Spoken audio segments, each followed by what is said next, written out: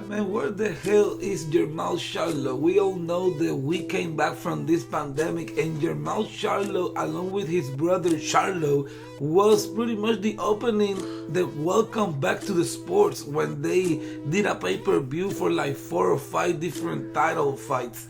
And it was a pretty good pay-per-view. I enjoyed it myself.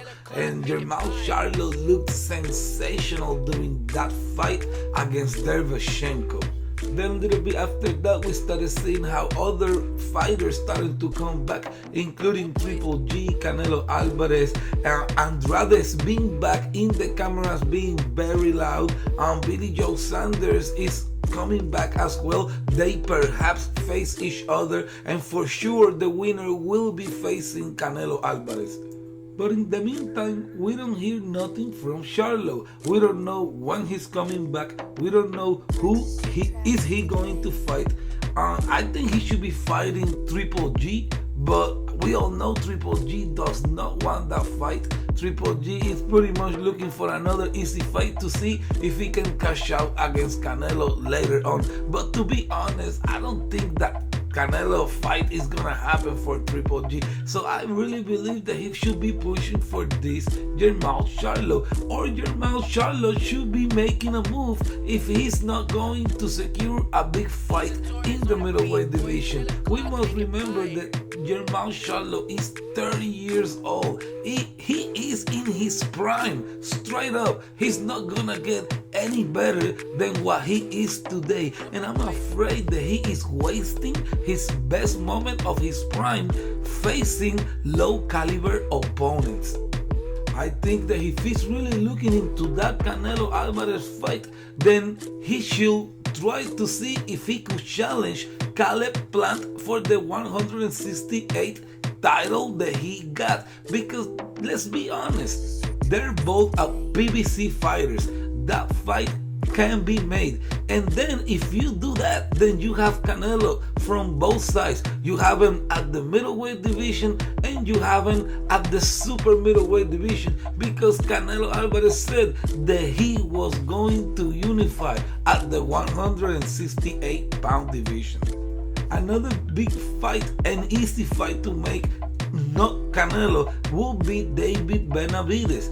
That is the big fight to make that you could be capitalizing if you win over Benavidez, because Benavidez will be, and maybe it's not right now, but he will be the mandatory for Canelo, because we must remember that the WBC stripped Benavidez and then presented, and then the Canelo fight presented, and they became part of that fight by putting the belt in the middle for the winner on the Canelo versus Smith fight.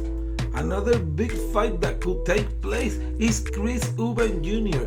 Perhaps he doesn't have any belts and he doesn't lead to a Canelo Alvarez fight, but that is a big money fight because Chris Eubank Jr. has a lot of fans in the UK.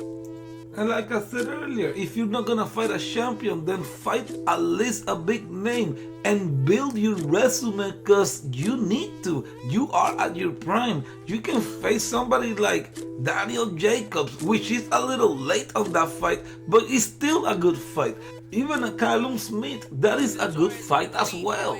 But what I don't want to see is to see you fighting against the Dennis Hogans and the Brandon Adams and the Hugo Centeno Juniors. I don't want to see none of that, because then you will be really wasting your prime, and this is the best years of your life. You are at 30 years old, and you should be looking for the big fight. And if you cannot get the big fight with Canelo, for example, then you move around and you can make it happen still, because you work with PBC. PBC got great fighters around the 160 pounds division. If you cannot make the 160 fights that you want to, you can always move up, face Caleb Plant, claim a title at 168, and make Canelo face you after he faces Billy Joe Sanders or Demetrius Andrade.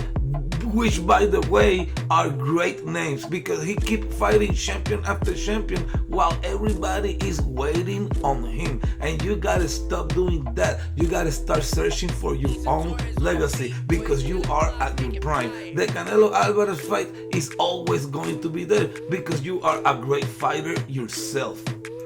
So let me know what you think. Should he be moving up to 168 and challenge Caleb Plant for that title that he got so he can try to bait Canelo into a big mega fight at 168-pound division? Or should he just stay at 160 and keep facing the low caliber opponents and wait for Canelo to see what happens then? Or should he just forget about Canelo and start making his own legacy by facing all the good fighters that he can face, not mention Canelo Alvarez? Please drop your comment down below and also like this video and subscribe to this channel for more boxing content.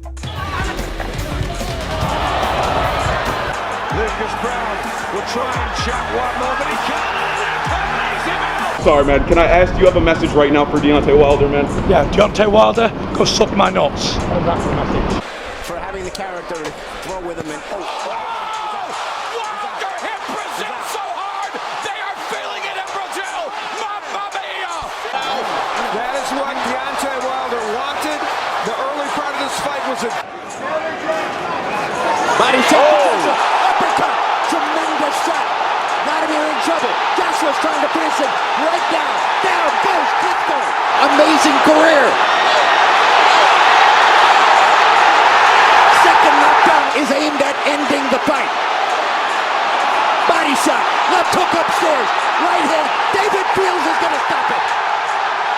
Anthony Joshua wins. And that, ladies and gentlemen, I know Joshua came in with a belt, but that is how you become the heavyweight champion